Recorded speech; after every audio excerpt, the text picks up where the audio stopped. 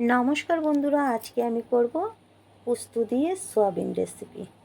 পোস্ত দিয়ে soybean recipe আমি পোস্তগুলো পেস্ট করব না, গোটা পোস্ত দিয়েই বানাবো। খেতে খুবই ভালো লাগে এই নিরামিষ সয়াবিন পোস্ত রেসিপি। নিলাম দুটো বড় সাইজের আলু, এক বাটি সয়াবিন, আর নিলাম আধা প্লেটের মতন পোস্ত। তারপর আমি আলু কেটে নিলাম আর সয়াবিনগুলো ভিজিয়ে আলু সয়াবিন একসাথে রেখে দিয়েছি।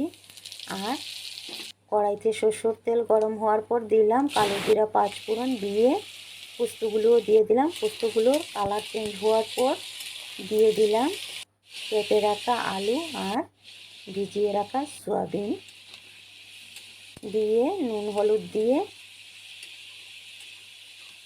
একটু সময় ভাজবো আমি আলু সয়াবিনগুলো। আর নুন হলুদ একসাথে একটু বেশি করেই দিয়ে দিয়েছি, যতটুকু দরকার ততটুকু আমি দিয়ে দিয়েছি, আর দিতে লাগবে না।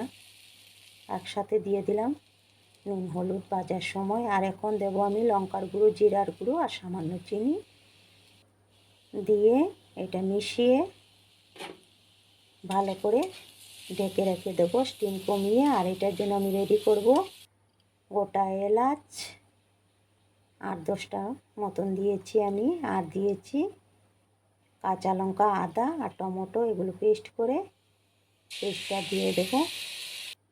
এলাচগুলো একদম ছোট ছিল, সেই জন্য আমি 8-10টা দিয়েছি। পেস্টগুলো দিয়ে ভালো করে নাড়াচাড়া করে ভেজে নিলাম।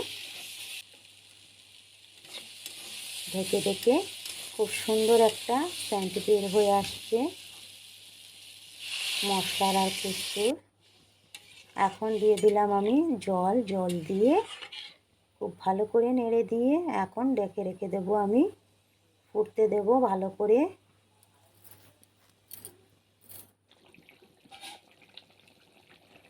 খুব ভালো করে ফুটিয়ে নিলাম,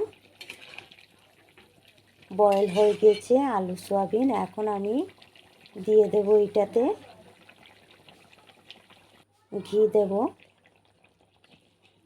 অল্প ঘি দিয়ে দিলাম, আর দেব গরম মশলা দিয়ে আলুগুলো খুব ভালো করে ভেঙে দিয়ে দেব কিছুটা। ভালো লাগবে খেতে, আলু ভেঙে দিলে সবজির মধ্যে খুবই ভালো লাগে, তা তো সবাই জানেন। রেডি আমার পোস্ত সয়াবিন রেসিপি। কেমন হলো বলবেন। বাই।